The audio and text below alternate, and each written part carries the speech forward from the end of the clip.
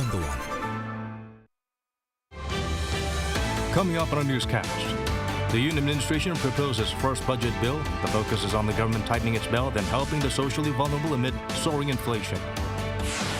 South Korean officials are in Washington to discuss ways to minimize the impact of the Inflation Reduction Act. Parliament also showed support for the move, with 2 committees adopting a resolution aimed at allowing consumers tax credit when buying Korean EVs. Ukraine's military claims to have broken through Russia's first line of defense in Kherson. However, Moscow reports the offensive failed and Ukrainian forces suffered heavy losses.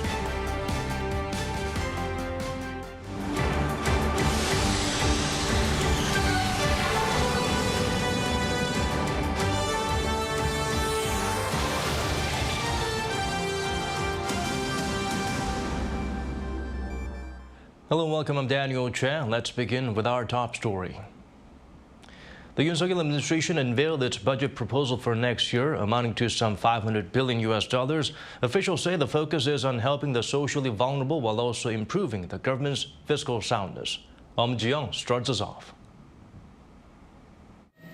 For the first time in 13 years, South Korea is tightening its belt for next year's budget. The Yoon administration on Tuesday proposed its first budget bill for next year of 639 trillion won, or around $474 billion at the current rate. Finance Minister Chu Kyung-ho says that it's less than this year's budget, which was $503 billion once supplementary budgets are included. Next year's budget was set with the government's aim of building a solid foundation for fiscal soundness. Taking this year's supplementary budget into account, next year's budget is less than this year's budget for the first time since 2010. Chu added, although it's an increase of 5.2% on-year from this year's initial budget, that rise is smaller than the nearly 9% rise seen this year. And once this year's supplementary budgets are added to the 2022 figures, the 2023 budget is 6% smaller. Also, the government has gone through major spending reforms to secure an extra $24 billion within the budget that's available for use. The minister said the secured funds will be used for important policy projects such as better protecting the socially vulnerable. We will thoroughly support low-income households to ease their burdens. The centerpiece of the bill is some $23 billion set aside for building a stronger welfare system. This includes raising the maximum basic living allowance for low-income families from the current $1,100 to $1,200 per month. The government will also provide social insurance to more people, with those with a monthly income less than roughly $1,900 being eligible. Another big slice will be used to help young people find work and housing. The government will expand job training aimed at helping people get highly preferred positions at major conglomerates. They'll provide this training to 36,000 people, up from the current 28,000. Also, some 54,000 new homes near subway stations will be supplied at affordable prices for young people. The government will also spend on innovation for small and medium-sized businesses and on helping those hit by the pandemic. We will inject 1 trillion won to help small business owners overcome the damage caused by the pandemic, such as by reducing their debt. Also, another 1 trillion won, or about $740 million, will be used to further develop the semiconductor industry. Despite all this spending, Chu noted, next year's budget bill has been drafted to keep rising government debt in check. With next year's budget, South Korea's total national debt to GDP ratio is expected to be around 49.8% next year, down 0.2 percentage points from this year. Ji-young, Arirang News. While there are plans to cut spending next year, the government still seeks to raise defense budget to better counter North Korean threats and support enlisted soldiers. The Unification Ministry decided to cut spending for the first time in 5 years. Here's Bae-eun-ji with a breakdown of the digits. The South Korean government seeks to increase its defense budget for next year by around 4.6%, with a focus on countering North Korea's evolving nuclear and missile threats. The Defense Ministry said Tuesday that it has proposed a budget of around $42.3 billion, up from this year's $40.4 billion. The ministry plans to spend a lot of that on running its military forces, almost $30 billion. This is 5.8% more than this year, as the South Korean government announced it is to increase the monthly salary of enlisted soldiers. Also, the Defense Ministry plans to allocate around $12.7 billion to strengthen defense capabilities, such as buying new weapon systems. This is up 2% from this year. While creating the budget, we focused on advancing the three-axis defense system that consists of Kill Chain, Korea Air and Defense Missile System, and Korea Massive Punishment and Retaliation Plan. We plan to spend $3.9 billion to strengthen these systems. The ministry also plans to spend $4.9 billion on more military assets. This includes mass production of its third batch of K2 tanks, a program to build a 3,000-ton Ulsan-class frigate, and procuring reserve combat ammunition. Meanwhile, with South Korea as a whole tightening its belt with next year's budget, the Unification Ministry plans to request around $1 billion for next year, around $160 million less than this year. A first budget proposal drop in 5 years. Of the total, it seeks to spend about $550 million for inter-Korean humanitarian cooperation. Both the Defense and Unification Ministries will submit their budget plans to the National Assembly for approval on Friday. 배은지, Arirang News. Washington accepted Seoul's request to discuss the impact of the Inflation Reduction Act, as the law excludes EVs assembled outside of North America when it comes to tax credit eligibility. Korean car makers will be at a disadvantage. Kim Dami zooms in on why it could be difficult to get the rule changed or delayed. Seoul and Washington have agreed to hold formal talks to minimize the impact of the Biden administration's newly adopted Inflation Reduction Act on South Korea's electric vehicle industry. We have stressed that the discriminatory measures against Korean electric vehicles are unfair, and the US side has not presented any disagreement on this. The issue surfaced amid concerns that Washington's recently enacted bill will hurt Korean car makers by eliminating tax credits for buyers of Korean EVs. The law excludes EVs assembled outside of North America from benefiting from a $7,500 federal tax break. In fact, officials from South Korean Ministries of Foreign Affairs, Trade and Finance are in D.C. until Wednesday to confront their American counterparts on the matter and discuss countermeasures with Korean car makers and battery producers located in the U.S. We will deliver the position of Korean car makers and the government's concern. We also plan to discuss future countermeasures between the two countries. But hurdles do lie ahead as the Democrats crafted the law in such a short space of time ahead of the U.S. midterm elections in November. And in order for the bill to be amended or even to delay its enforcement for 2 to 3 years, there needs to be approval from both Senate and House of Representatives. South Korea's Trade Minister An Deok-keun is set to continue high-level talks on the issue during his own trip to Washington next week.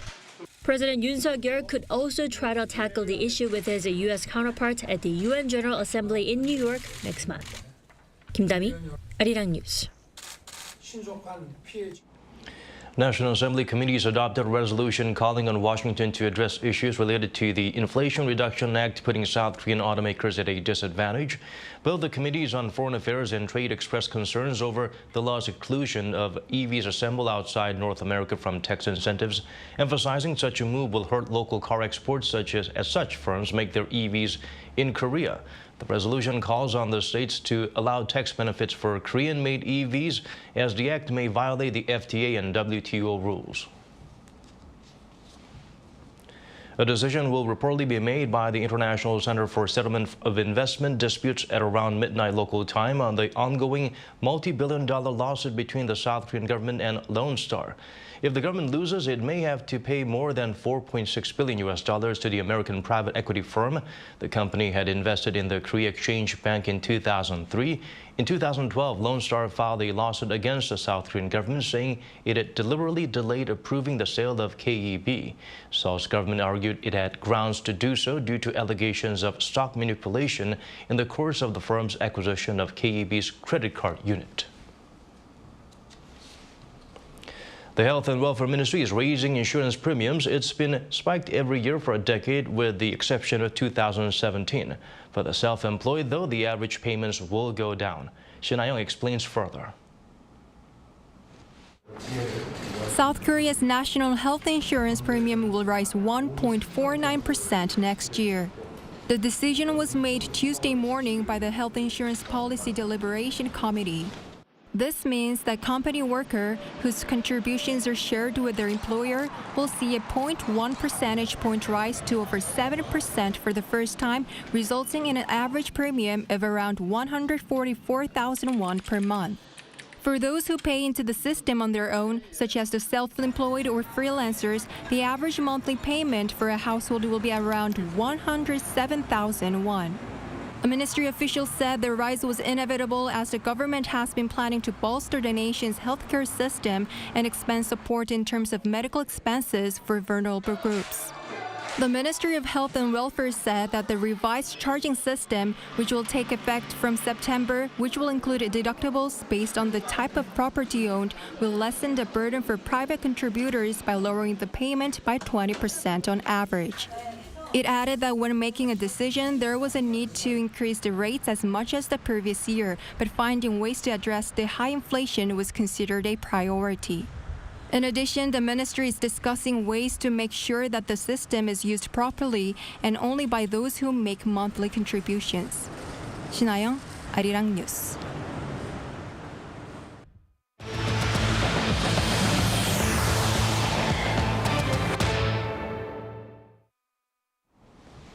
President Yoon held a phone with the newly elected Democratic Party chair. The two agreed to work together to address people's economic difficulties. Yoon expressed hopes of meeting with the leaders of both the ruling and opposition blocs as soon as stability is restored in the People Power Party, which has been in an extended leadership struggle. On Monday, Lee Jae-myung paid a visit to former President Moon Jae-in. Yoon asked if everything is okay with the former president and his wife, for whom security has been recently tightened due to threatening rallies near their home in Yangsan. It was the first official phone conversation between the two since the presidential election in March, which Yoon won by a narrow margin. South Korea, for the first time, is taking part in a large-scale air combat drill in Australia called Pitch Black. The 10-day biennial exercise is led by the Royal Australian Air Force. It began on Monday and involves 7 South Korean aircraft, 1 KC-330 tanker, and 6 KF-16 fighters. This year, about 100 aircraft from 10 countries, including the U.S., UK, and Japan, are taking part to improve air combat capabilities and strengthen military ties. On Monday, NASA called off the launch of its Space Launch System rocket, part of the Artemis mission to explore the moon. There was a series of problems with the rocket and the fueling procedures that will apparently take some time to resolve. Lee Si-woo has the full story. At the Kennedy Space Center in Florida on Monday, NASA scrubbed the debut flight of its Space Launch System rocket after a series of problems with the rocket and an engine cooling problem. The space agency had planned to launch the rocket as part of what's called the Artemis program, which aims to send astronauts to the moon and Mars. The rocket, if successfully launched on Monday, would have traveled on a trajectory toward the moon without any astronauts on board as a demonstration. It would have carried with it what's called the Orion capsule, an exploration vehicle that can carry the space crew to verify that the vehicle is ready to take astronauts into deep space. After a 6-week test flight cruising around the moon, the Orion capsule would have traveled back to Earth for a splashdown in the Pacific. However, the key issue on Monday was that one of the rocket's engines could not be cooled down to the correct operating temperature. The engineers tried a series of fixes before calling off the launch 2 minutes after the targeted launch time.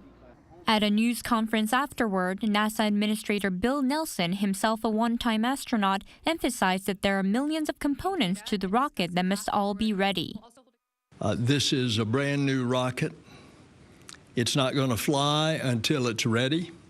And needless to say, the complexity is daunting when you bring it all into the focus of a countdown. NASA officials said a second launch attempt was still possible as early as Friday. Friday is definitely in play. We just need a little bit of time to look at the data, but the team is setting up for a 96-hour recycle. So they're still holding in the launch countdown configuration. The Artemis program consists of 3 phases. The first phase will be followed by Artemis II, where NASA aims to send astronauts for a lunar flyby mission in 2024. Following that mission will be Artemis III, the program's first crewed lunar landing scheduled for 2025. 이시후, Arirang News. Elsewhere around the world, the Ukrainian military says it's broken through Russia's first line of defense in a new counteroffensive to retake Kherson, which Moscow has occupied for months. However, Russia reports the offensive failed and Ukrainian forces suffered heavy losses. Kim Jong-sil brings the updates. The Ukrainian military says it has broken through Russia's first line of defense in the Kherson region.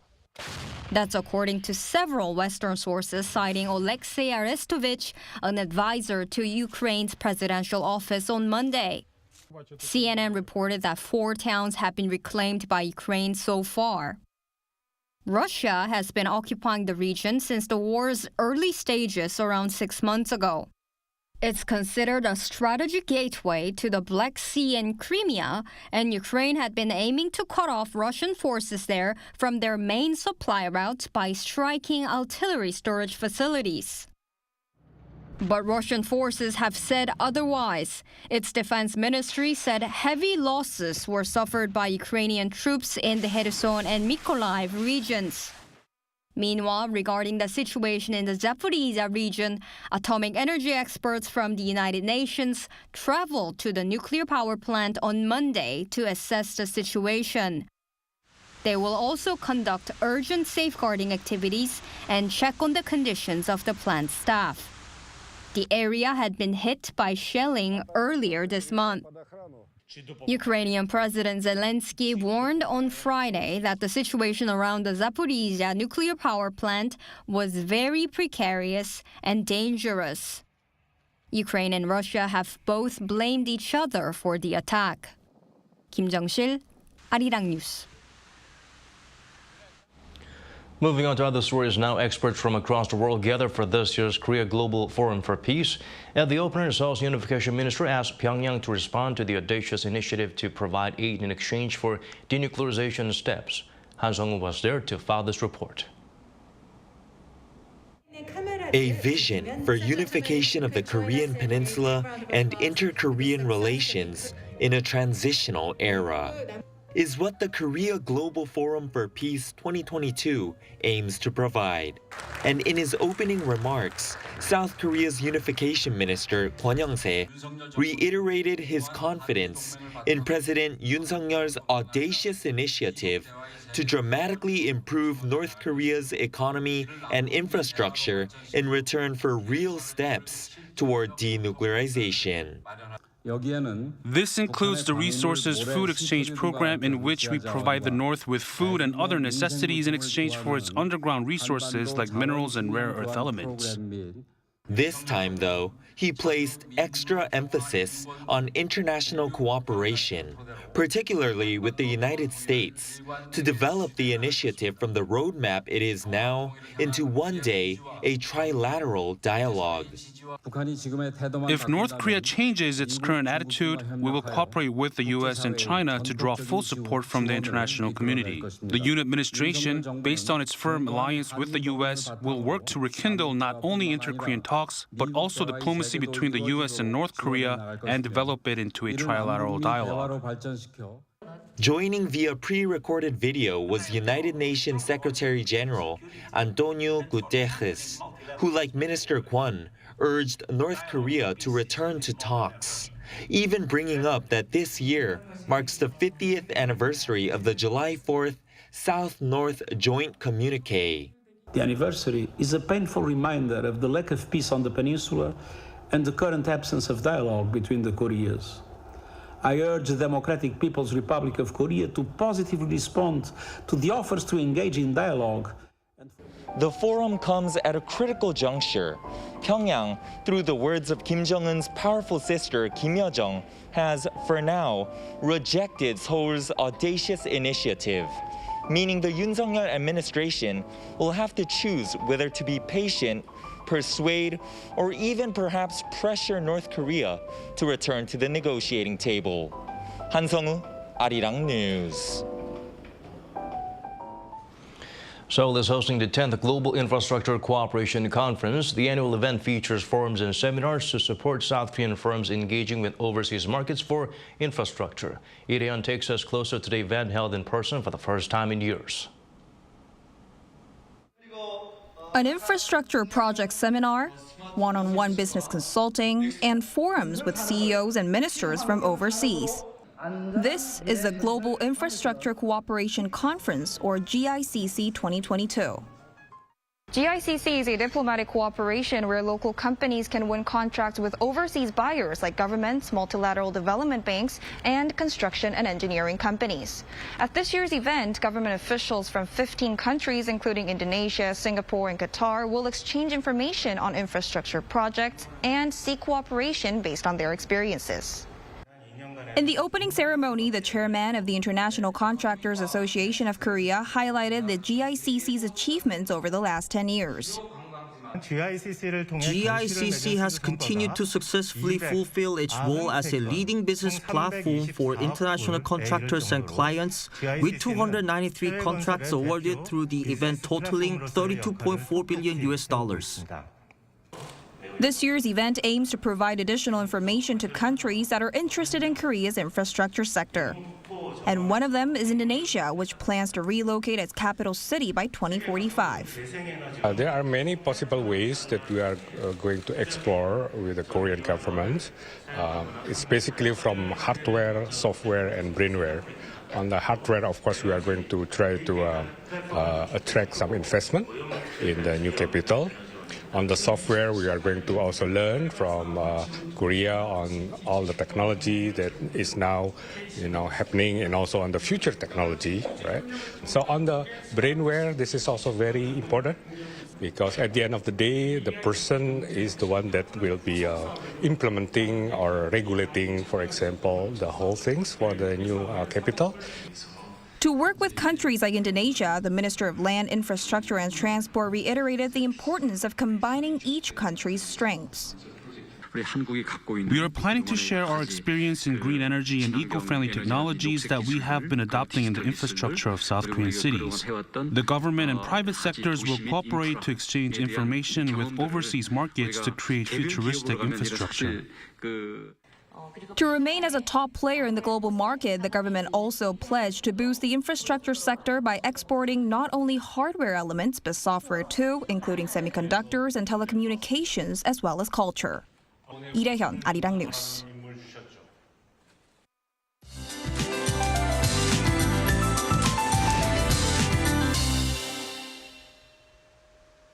Showers are coming and going for the capital region tonight. The rain system will bring nationwide showers until tomorrow morning. After the rain tapers off by the daytime, temperatures will return to the seasonal norms for most regions. Seoul will be warm again at 27 degrees Celsius tomorrow. As for the amount of rain for southern Gangwon-do and parts of Chungcheongbuk-do and Gyeongsang-buk-do provinces, up to 100 millimeters are in the forecast. Chances are high that heavy rain alerts will stay in place for these regions until tomorrow. The rest of central regions, including Seoul, will see about 20 to 70 millimeters. For the Seoul metropolitan area, local downpours of 30 millimeters per hour are possible overnight. Morning lows in Seoul and Chuncheon will be starting off at 20 degrees.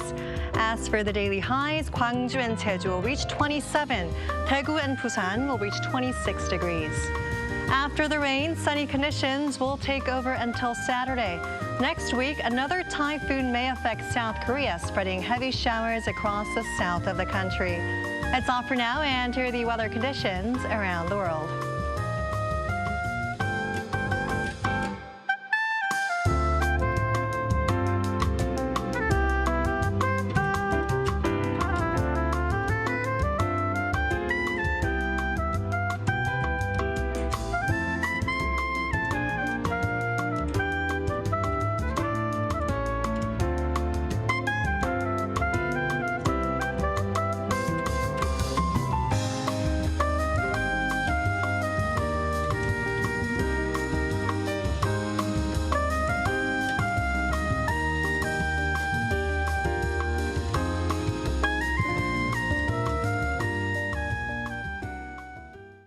And that's all from us. As always, thank you for watching.